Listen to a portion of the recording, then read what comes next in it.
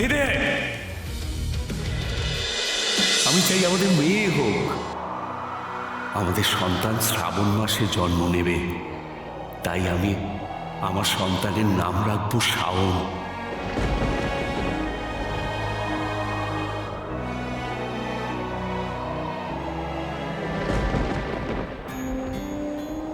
ছেলে হলে নামটা তুমি রেখো, ওটা তোমার দায়িত্ব। আর যদি মেয়ে হয় তাহলে আমাদের শাওনকে বলো তার বাবা বাড়ি আসছে। আমি তার ছোট্ট পা দুটো ছুঁতে চাই, তার নরম হাতগুলো আমার হাতের উপরে রাখতে চাই।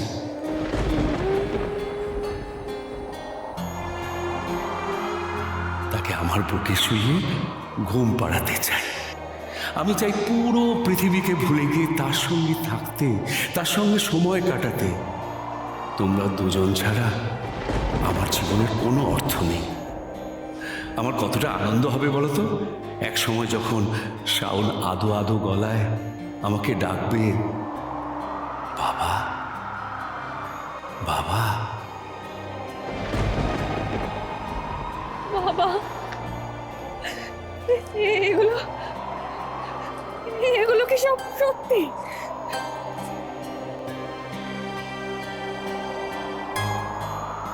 তুমি আমাকে এতটা ভালোবাসতে বাবা, তাহলে কেন এখন এত দূরে সরিয়ে রেখেছো তুমি? আমি তো তোমার ভালোবাসাই চাই, তোমার কাছে যেতে চাই আমি। আমাকে কাছে টেনে নাও না বাবা। আমি তো তোমার সব থেকে আদরে, তোমার শাওন। আমার জন্মের আগে যে তুমি আমার নাম রেখেছিলে, তোমার কোলে একটু মাথা রেখে শুতে দাও না আমায় বাবা।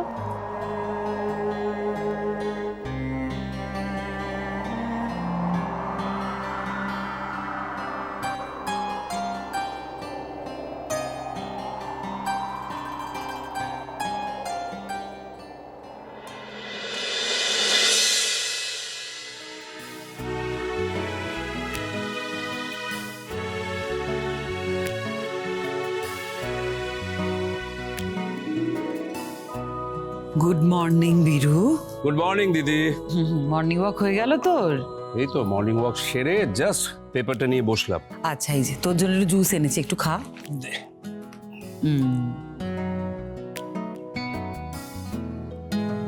আস্তে আস্তে, হ্যাঁ দেখি হাতটা দেখি একটু। ইস, সত্যি করে বলতো এখন কেমন আছে? আচ্ছা ঠিক আছে, বেটার, অনেকটা বেটার, ব্যথা কম, আস্তে আস্তে ঠিক হয়ে যাবে। দাঁড়া, আমি তোকে ভালো করে একটু ওষুধ লাগিয়ে দিই। হ্যাঁ,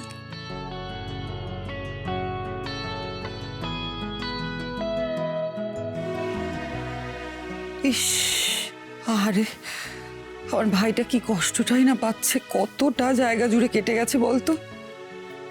বারবার যদি তোর সঙ্গে এরকম হতে থাকে বীরু, আমি কি নিজেকে ঠিক রাখতে পারবো তুই বলতো? কি ভেবেছে কি তোর শত্রুরা? ওরা যদি তোর উপর আক্রমণ করে, হামলা করে, তাহলে কি তোর থেকে এগিয়ে যাবে? কখনো না, ওরা পিছিয়েই থাকবে চিরকাল। বীরু দেখ, আমি তো ঠিক করে বুঝতে পারি না, তুই একটু বল না, তোর কাজকর্ম সব ঠিকঠাক চলছে তো?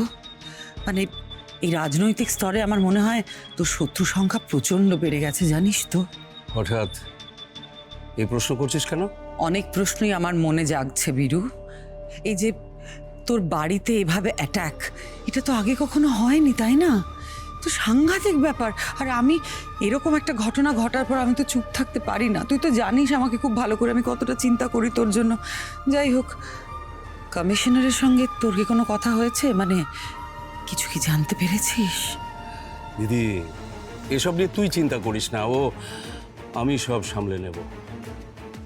আর সামনে ইলেকশন, বিষয়টা গোপন থাকলেই ভালো। আর মিডিয়াকে তো ভালো করে জানিস, সামান্য কিছু পেলেই তিলকে একেবারে তাল করে তুলবে। তবে একটা বিষয় তোকে বলা হয়নি, ওই যে আমার অ্যাকাউন্ট থেকে যে 10 লাখ টাকা তোলা হয়েছিল, তারপর ওই একটা মেয়ের বাবাকে দেওয়া হয়েছিল অপারেশনের জন্য। হ্যাঁ হ্যাঁ, যেটা শাওন তোকে না জানিয়ে দিয়েছিল। এ বিষয়ে হাই কমান্ড আমার উপর ভীষণ খুশি হয়েছে। অথচ বিষয়টা তো আমার অজান্তেই হয়েছে, আর তুই তো ভালো করে জানিস কে ঘটিয়েছিল। যাই হোক, বিষয়টা এখন আলোচনা স্তরে আছে, কথা চলছে, দেখি কি হয়। কি কথা চলছে রে বীরু? ওই আমি এবং আমার অনুগামীরা সামনের ইলেকশনের টিকিট পাবো।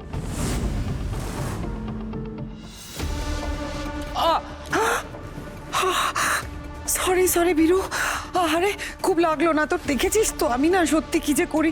আসলে তুই এমন একটা কথা বললি, আমি এত খুশি হয়ে গেলাম, আমার খেয়াল ছিল না রে। আরে দেখি দেখি দেখি দেখি। না না ঠিক আছে, ব্যথা লাগেনি। ওরে বাবা, তুই কি আর আমায় ইচ্ছে করে ব্যথা দিবি?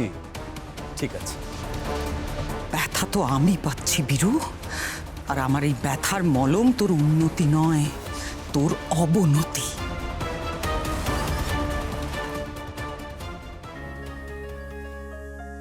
এই মা, দিদি আর দরজা বন্ধ কেন?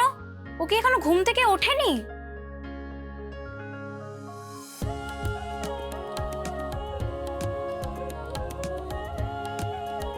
দিদি মনে হয় সারা রাত জেগে পড়াশোনা করেছে, তাই এখনো ঘুমাচ্ছে।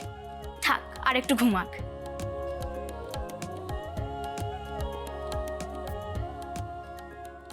বীরু, তুই তো বললি যে সামনে নির্বাচন, সেই জন্য তোর উপর যে বাড়িতে অ্যাটাক হয়েছিল সেটা তুই গোপন রাখতে চাইছিস।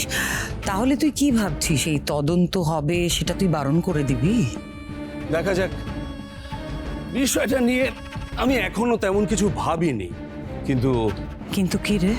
দেখ দিদি, যারা আমাকে আক্রমণ করেছে তাদেরকে যদি ছেড়ে দিই তাহলে কিন্তু তারা প্রশ্রয় পেয়ে যাবে। সেটা তো আমি করতে পারি না, সে কাজটা করা হবে একটা ঘৃণ্য কাজ। তাই যারা অন্যায় করেছে শাস্তি তাদের পেতেই হবে। না না, কিন্তু বীরু, তোর উপরে এত বড় একটা অ্যাটাক হয়েছে তো। তুই এই বিষয়টা নিয়ে একদম ভাবিস না, ব্যাপারটা আমার উপর ছেড়ে দে। যাই একটু ফ্রেশ হয়ে নেই।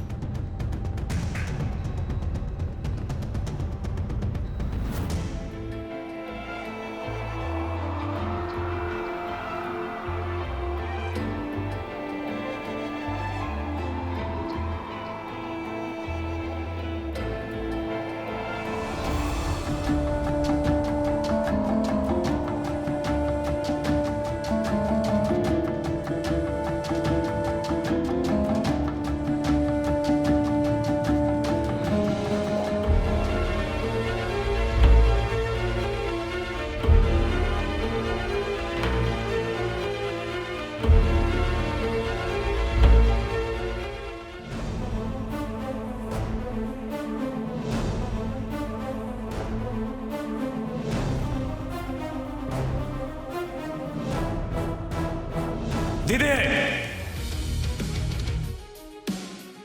দিদি,